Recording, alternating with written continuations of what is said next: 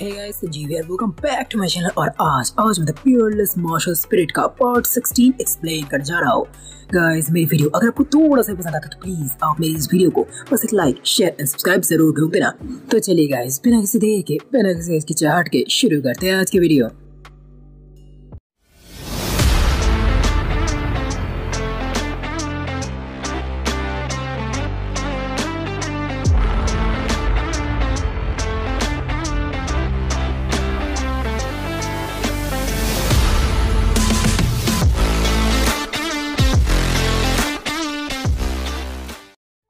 तो इस पिछले पार्ट के आखिर में हम सभी लोगों ने देखा था जब अपने फैंग भैया खुशी खुशी ब्रेक थ्रू पिल्स हासिल करके इनसेट लौट ही रहे थे, तब भी अचानक वहां पर आ जाता है उनका एक साथी और उन्हें डरते घबराते हुए खबर देता है कि यूनर मैडम डेथ एरिना में एंटर कर चुकी है।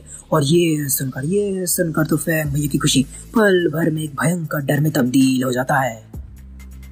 बादो सब डेथ एरिना में तो खूब लड़कियां लड़ रही थी, जिनमें से एक थी हमारी यूनर मैडम और दूसरी थी वांग साउतून। यूनर मैडम चाहकर भी साउतून को एक बार भी हिट नहीं कर पा रही थी, जिससे बहुत समझ गई थी कि साउतून ने जानबूझकर उन्हें फैंग भैया के बारे में अपशब्द कहे थे ताकि वो उसे डेथ एरिना तक खींच कर ला सके और उसे जान से मार सके। लेकिन समझ में नहीं आ रहा था कि आखिरकार क्यों। तभी जायतून शैतान की तरह हंसते हुए कहती है, पहले तो मुझे तुम दोनों के रिलेशन के बारे में बहुत बड़ा डाउट था, लेकिन अब जब तुम उस लड़की की वजह से डेथ एरिना तक आ चुकी हो तब तो मुझे तुम दोनों के रिलेशन के बारे में कोई डाउट नहीं है। बस एक बार मैं तुम्हें अपंग बना दूं तब तो उस लड़की को डेथ एरिना में आना ही पड़ेगा और तब शीना सुगैन को मौका मिल जाएगा उसे जान से मारने का। और जब यूनर मैडम को उनके असली इरादों का पता चलता है तब तो उन्होंने ठान लिया था चाहे कुछ भी क्यों ना हो जाए, चाहे वो मर ही क्यों ना जाए, वो किसी भी हालत में फैंग भैया को इस डेथ एरिना में एंटर नहीं करने दे सकते थे। इसलिए अपने दिल में एक नई आग लिए वो फिर से तैयार हो जाते हैं लड़ने के लिए। और उसी वक्त जायतून भी यूनर मैडम पर एक बहुत ही खतरनाक हमला कर देता है और उसी वक्त यूनर मैडम को भी एक बहुत ही अच्छा मौका मिल जाता है जिस मौके पर वो सीधा जायतून के चेहरे पर हमला कर देते हैं, जिससे उसके चेहरे पर एक बहुत बड़ा दाग बन जाता है, जिससे मैडम अब कहीं से भी खूबसूरत नहीं लग रही थी बल्कि अब वो दिखने में एक राक्षसी चुड़ैल लग रही थी।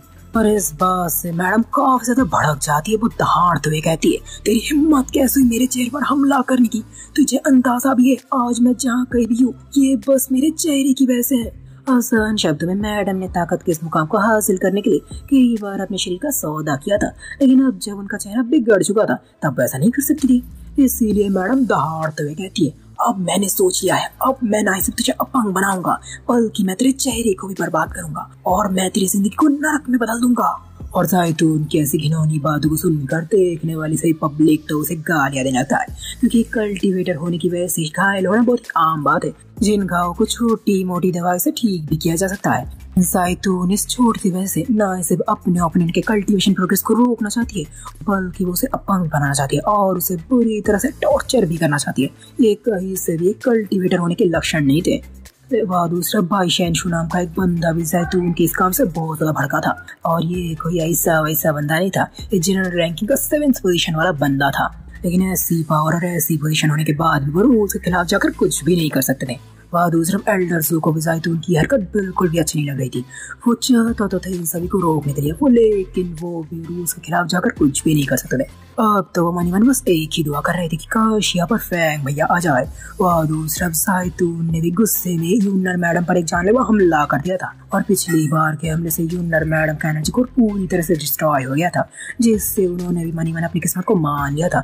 लेकिन मरने से पहले वो एक बार अपने फैंग भैया को देखना चाहते थे और शायद ऊपर वाले ने उनकी दुआ सुन ली थी, इसलिए तो अगले पर उन्हें एक दहाड़ सुनाई देती है। वह दूसरा जिन लोगों ने भी यूनर मैडम की ऐसी हालत को न देखने की उम्मीद में अपनी आंखें बंद कर ली थी उन सबको भी एक दहाड़ सुनाई देती है, रुको। नजर उठाकर देखने पर सभी को देखता है कि ये कोई और नहीं, ये थे अपने फैंग भैया जो जायतून को रुकने को बोल रहे थे। लेकिन जायतून उसकी कोई बातों पर ध्यान नहीं देता क्योंकि उसकी नजरों में फैंग भैया का रैंक उससे नीचा है और वो उससे कमजोर है। लेकिन वह दूसरा जब अपने भैया देखते कि जायतून रुकने का नाम नहीं ले रहे तब तो उनका गुस्सा 7वें आसमान पर पहुंच जाता है। इसलिए वो तुरंत ही अपने लाइटनिंग टेरेंट स्वॉर्डमैनशिप की पूरी एनर्जी को एक ही बार में जायतून पर झोंक देते हैं, जिससे एक बहुत बड़ा ठंडा बोल सीधा उस पर गिरता है, जिसमें इतनी ज्यादा ताकत है कि उस एरिना में एक बहुत बड़ा गड्ढा बन जाता है और उसी गड्ढे में जायतून की कब्र भी खुद जाती है। लेकिन फैंग भैया तो उस लाश की तरफ मुड़ कर भी नहीं देखते, वो सीधा चले जाते हैं अपने यूनर मैडम के पास और उन्हें अपने बाहों में थाम लेती है। तभी यूनर मैडम तुरंत अपने भैया से इन सभी चीजों के लिए माफी मांगते हैं, लेकिन फैंग भैया उन्हें बीच में ही रोक देते हैं और कहते हैं यूनर, इसमें तुम्हारी कोई गलती नहीं है, तुमने मेरी वजह से डेथ एरिना में एंटर किया है, माफी तो मुझे तुमसे मांगनी चाहिए। और फैंग भैया की ये बातें सुनकर यूनर मैडम तुरंत ही अपने चेहरे को फैंग भैया के बाहों में छुपा लेती है, क्योंकि ये वो जगह थी जहाँ पर उन्हें सबसे ज्यादा सुरक्षा और खुशी महसूस होती थी। और दूसरा फैंग भैया को एक ही झटके में जाए तो उनको मारते देख पब्लिक के होश वोश उड़ जाते हैं। और दूसरा एल्डर बहुत खुश भी थे और दुखी भी थे। खुशी इस बात की कि वो फैंग भैया के बारे में बिल्कुल सही थे कि हो सकता है कि फैंग भैया के पास एक खूनी कैरेक्टर हो, लेकिन फैंग भैया एक अच्छे इंसान है जो हमेशा अपने आसपास के लोगों का ख्याल रखते हैं। और दुख इस बात का कि अब फैंग भैया ने डेथ एरिना के रूल्स को तोड़ दिया है, जिसकी उन्हें बहुत ही भारी कीमत चुकानी पड़ेगी। दूसरा बाई शैनशु भी फैंग भैया को देखकर बहुत ज्यादा इम्प्रेस हो गया था। ये फैंग भैया ने बिना किसी अंजाम के परवाह किए बिना अपने प्यार को बचाने की खातिर सीधा डेथ एरिना में एंटर कर चुके थे। तभी फैंग भैया को एक भौंकने की आवाज सुनाई देती है। ये कोई और नहीं था, शू गैंग। ये चिल्ला कर कह रहा था, फैंग आखिरकार तुम यहाँ पर आई है, तुम्हें अंदाजा भी नहीं कि मैंने तुम्हारा कितना ज्यादा इंतजार किया। लेकिन अपनी यूनर मैडम की ऐसी हाल देखने के बाद तो फैंग भैया इस वक्त बहुत ज्यादा भड़के हुए थे, इसलिए वो सीधा एल्डर ज़ू से डेथ एरिना के मैच के बीच में एंटर करने की सजा के बारे में पूछते हैं। तभी एल्डर ज़ू भी बड़े गंभीर हावभाव के साथ कहते हैं, फैंग डेथ एरिना के मैच के बीच में एंटर करने की एक सजा ये है कि तुम्हें तुरंत ही सेट से बाहर निकाल दिया जाए। लेकिन फैंग भैया को पता था कि दूसरा भी कोई ऑप्शन होगा, इसलिए वो तुरंत उस बारे में पूछते हैं। तब एल्डर ज़ू बताते हैं, दूसरा ये कि तुम्हें डेथ एरिना में किसी 3 ओपोनेंट के साथ लड़ना होगा और वो ओपोनेंट कोई भी हो सकते हैं, वो तुमसे हायर कल्टीवेशन वाला भी हो सकता है। और एल्डर ज़ू के दूसरा ऑप्शन बताते ही शू गैंग हाँ करके हंसने लगा है और कहता है, सुना फैंग सुना, एल्डर ज़ू ने क्या कहा, तुम्हें किसी 3 ओपोनेंट के साथ लड़ना होगा और वो भी किसी हायर कल्टीवेशन वाला भी हो सकता है, लेकिन शायद तुम्हें उनसे लड़ने का मौका है ना मिले, क्योंकि शायद बीच में तुम्हें जान से मार दूं। तभी एल्डर ज़ू भी फैंग भाई को समझाने लगते हैं, फैंग को भी डिसीजन लेने से पहले तुम्हें अच्छे से सोच लेना चाहिए, क्योंकि अगर तुम एक बार यहाँ पर आगे बढ़े तो तुम पीछे नहीं मुड़ सकते। लेकिन फैंग मैंने तो सोच लिया था कि यूनर के ऐसी हालत के पीछे जो कोई भी जिम्मेदार है उससे वो छोड़ेंगे नहीं, वो उसे जिंदा नहीं रहने देंगे, इसलिए वो दूसरा ऑप्शन चुनते हैं और यूनर मैडम के बिहाफ पर खुद लड़ने का चुनते हैं। एल्डर ज़ू को इस बारे में कोई हैरानी नहीं होती, क्योंकि उन्हें इस बात में पहले से ही अंदाजा था। दूसरा यूनर मैडम तो फैंग भैया के ऑप्शन को सुनकर बहुत ज्यादा घबरा जाती है, इसलिए वो तुरंत फैंग से कहती है, फैंग मेरे लिए तुमने ये क्या किया, इसमें बहुत ज्यादा खतरा है। लेकिन तभी फैंग भैया यूनर मैडम से पूछते, यूनर क्या तुम्हें मुझे भरोसा नहीं? यूनर मैडम तुरंत इसमें हामी देते। इस वक्त यूनर मैडम को शर्म और दुख दोनों हो रहा था, क्योंकि फैंग भैया ने सिर्फ उसी के लिए इतने बड़े खतरे को मोल लिया था। फिर यूनर मैडम को अपने लोगों के पास छोड़ने के बाद फैंग भैया तुरंत ही कूद जाता है डेथ एरिना में और अपनी तलवार निकाल कर दहाड़ते हुए कहता है, आज जिसे भी मुझसे गिले शिकवे वो सामने आ जाए, मैं उनके सभी गिले शिकवे मिटा दूंगा। और देखकर अपने भैया की इतनी हिम्मत पब्लिक भी सोचती है कि भाई होती भी है हिम्मत की एक हद, लेकिन जो भी हो कुछ लोग तो फैंग भैया की इस हिम्मत से बहुत ज्यादा इम्प्रेस थे। और वो सब जैसे शू गैंग लड़ने के लिए तैयार होने ही वाला था, उसी वक्त वहां पर आ जाता है एक दूसरा बंदा, जिसे देखकर पब्लिक बहुत चक्की थी, क्योंकि किसी को भी समझ में नहीं आ रहा था कि इन भाई साहब के साथ आखिरकार फैंग भैया की क्या दुश्मनी है।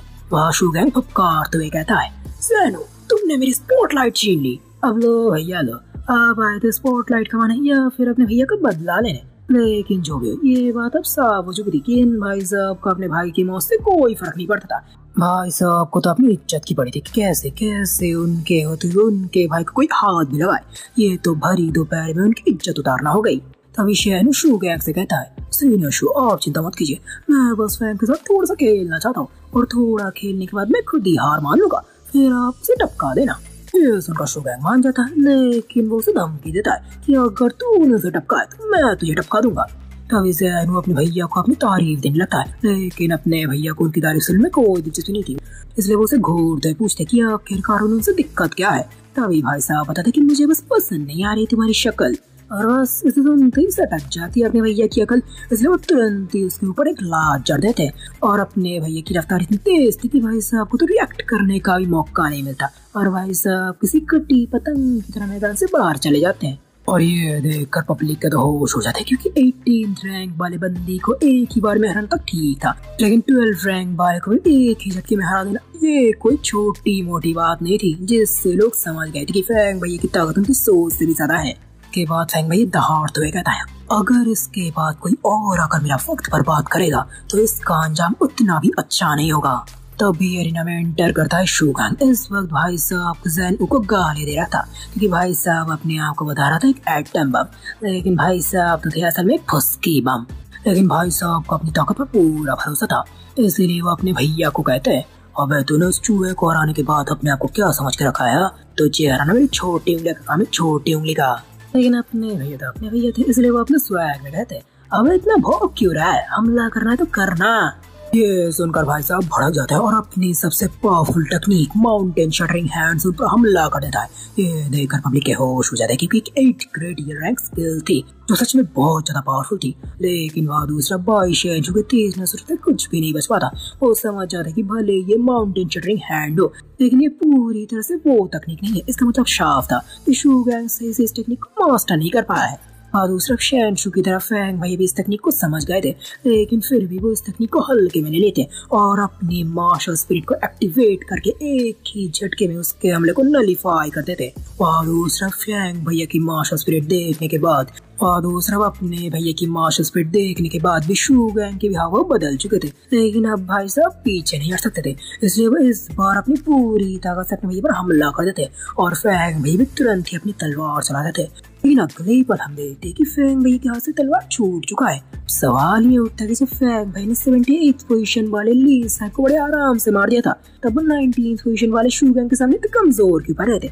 असल में बात ये कि फैंग भाई ने सोचा था कि जब इस कमीने को मारना ही है तब वो अपने नए वाली तलवार को गंदा क्यों करे, वो इसे अपने हाथों से ही मारेंगे। और दूसरा फैंग भैया के हाथों से तलवार छोटे देख शूगैंग तो बहुत ज्यादा खुश था, लेकिन भाई साहब की खुशी बस पल भर की थी क्योंकि अगले पल अपने भैया कहते, अब तुझे क्या लगा मेरा पापन तलवार है ना बेटा, ना मेरी पापन मेरी फिजिक है। और फैंग भैया की ये बातें सुनते ही भाई साहब को तुरंत ही एक खतरे का एहसास होता है, लेकिन जितनी देर में इस बात को समझते उतनी देर में फैंग भैया किसी बिजली की रफ्तार से उनके पास पहुंच जाते और अपनी 2 उंगली से सीधा उनके सर पर हमला कर देता है, जिससे एक ही बार में भाई साहब टपक जाते हैं। शूगैंग के मरने से पब्लिक को झाड़ भी फर्क नहीं पड़ता, लेकिन अपने फैंग भैया के जीतने से सभी की खुशी का तो ठिकाना नहीं रहता। वह दूसरा एल्डर्स भी बहुत ज्यादा खुश थे क्योंकि एक न्यू कमर रैंकिंग एक्सपर्ट का आते एक जनरल रैंकिंग एक्सपर्ट को हराना ये कोई छोटी बात नहीं है। ये तो अपने फैंग भाई ने एक रिकॉर्ड बना दिया था, रिकॉर्ड। ये सीरी एल्डर्स इतने ज्यादा खुश हो रहे थे, अब उन्हें पूरा विश्वास था कि जरूर फैंग भैया क्वींस को एक नई ऊंचाई पर ले जाएंगे। और दूसरा बाइशेन भी अपने भैया की जीत से बहुत ज्यादा इम्प्रेस था। अब तो वो अपने भैया को दोस्त बनाना चाहता क्योंकि उनकी नजरों में असली दोस्त वो होता है जो मुसीबत में हमेशा साथ दे, और फैंग भैया में ये सभी क्वालिटीज थी। लेकिन फिर भी बाइशेन को पूरा विश्वास था कि फैंग भाई ने इस बार भी अपनी पूरी ताकत इस्तेमाल नहीं की थी, इसलिए वो चीखते अपने भैया से पूछती है, फैंग तुमने इस बार भी अपनी पूरी ताकत इस्तेमाल नहीं की क्यों, है ना? और ये सुनकर फैंग भाई चौंक जाते हैं क्योंकि उन्हें नहीं लगा था किसी को भी उसकी असली ताकत का अंदाजा होगा, इसलिए वो उनकी तारीफ पूछते हैं। तभी शैनशू कहता है, मैं कुछ खास नहीं, जो भी हो दोबारा मिलेंगे फैंग। इतना कहते भाई साहब से चले जाते, लेकिन जाते भी उनकी वो बात सबके कानों में गूंज रही थी कि अभी तक फैंग भाई ने अपनी पूरी ताकत इस्तेमाल नहीं की थी, इसलिए सबके होश हो जाते, जिस बात को सुनने के बाद किसी और की हिम्मत नहीं होती अपने भैया को चैलेंज करने की। लेकिन तभी वहाँ पर टपक पड़ता है सुहू। ये देखने के बाद पब्लिक के साथ ही साथ अपने भैया के भी होश हो जाते क्योंकि उन्हें यकीन नहीं था कि दिखाने के बाद इतना खतरनाक प्रदर्शन कोई और भी देगा अपना दर्शन। तभी जू कहता है, मुझे पता है कि तुम मुझसे बहुत ज्यादा ताकतवर हो, लेकिन मुझे मौत का कोई डर नहीं, मैं बस तुम्हारी असली ताकत देखना चाहता हूँ, इसलिए मुझे अपनी असली ताकत दिखाओ। इतना कहते जू सीधा अपने पर हमला कर देता है और अपने भैया को पता था कि शूगैंग कोई बुरा इंसान नहीं है, बस शेन की तरह ही मार्शल आर्ट के लिए बहुत ज्यादा ऑप्शंस है, इसलिए वो उसे बस अपने एक ही पन से हराकर छोड़ देता है। सूहू को हराने के बाद एल्डर्स अपने भैया को सूचित करते हैं कि उन्होंने अपना चैलेंज पूरा कर दिया, लेकिन ये सुन के बाद भैया नहीं रुकते। वो कहते हैं, एल्डर्स अभी तक पूरा नहीं हुआ, अभी तक कुछ लोग हैं जिनको मुझसे गिले शिकवे, मैं आज वो सभी मिटाना चाहता हूँ। और अपने भैया का इशारा जैंतियान तुरंत ही समझ जाता है, इसलिए वो तुरंत ही वहाँ से भागने लगता है क्योंकि अब तो उसे अपने भैया से बहुत सारा डर लगने लगा था। लेकिन फैंग भैया की नजर तो बड़े लंबे समय से उन्हीं पर टिकी हुई थी, इसलिए वो दौड़ते हुए कहते हैं, सिलियन क्या आप मुझे चैलेंज नहीं करना चाहते? ये सुनकर तो सिंटियन की पैंट गीली हो जाती है। अब तो वो उस पल को कोस रहा था जब उसने एल्डर रैन की बात मानकर अपने भैया से दुश्मनी मोल ली थी, क्योंकि अपने भैया की दुश्मनी उनकी औकात से ज्यादा थी। इसलिए तुरंत डरते घबराते हुए कहते, नहीं नहीं फैंग तुम आज बहुत ज्यादा थके हो, हम फिर कभी लड़ेंगे फिर कभी। लेकिन अपने फैंग भी तुरंत कहते हैं, नहीं ऐसे नहीं यार, मेरे पास भी भरपूर एनर्जी है जिससे मैं बड़े आराम से आपको मार सकता हूँ। और ये सुनकर भाई साहब की गीली पैंट तो और ज्यादा गीली हो जाती है, इसलिए वो तुरंत वहाँ से भागने लगता है और उससे वहाँ से भागते देख फैंग भी दौड़ते हुए कहते हैं, संतियान मुझे पता है इन सब के पीछे तुम्हारा हाथ है, अगर तुमने दोबारा ऐसी हरकत की तो मैं वादा करता हूँ मैं तुम्हारी वो हालत करूंगा जिसके बारे में तुमने सपने में भी ना सोचा होगा।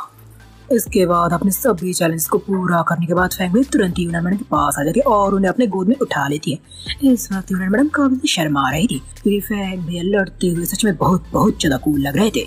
लेकिन फैंग भैया इन सभी चीजों पर कोई ध्यान नहीं थे और यूनर मैडम को लेकर सीधा चल पड़ता है डॉक्टर की तरफ। लेकिन जाते जाते फैंग भैया अपने पीछे कई सारे दीवाने छोड़ जाते हैं। कुछ देर बाद हम यूनर मैडम को डॉक्टर के पास देखते हैं जिन्हें सभी ओल्ड जू कहकर बुलाते थे। ओल्ड जू जिस समय यूनर के नर्स को चेक कर रहे थे उसी वक्त ओल्ड जू को कुछ मिलता है जिससे तो उनके होश हो जाते हैं और ओल्ड जू को इतना ज्यादा घबराते देख फैंग भाई भी बहुत ज्यादा घबरा जाते हैं। डर था कि यूनर मैडम हमेशा के लिए ऐसे ही न रह जाए। तो गाइस क्या होगा आगे, ओल्ड जू को आखिर यूनर मैडम के बारे में ऐसा भी क्या पता चला और क्या फैंग भैया इस बार भी अपने यूनर मैडम को बचा पाएंगे? जानने के लिए देखते रहिए आप मेरी इस कहानी को the fearless martial spirit. Guys मेरी वीडियो अगर आपको जरा से पसंद आता है तो प्लीज आप मेरी वीडियो को एक लाइक शेयर एंड सब्सक्राइब जरूर ठोक देना। तो चले गाइस आज के लिए विदा लेता हूँ आपसे।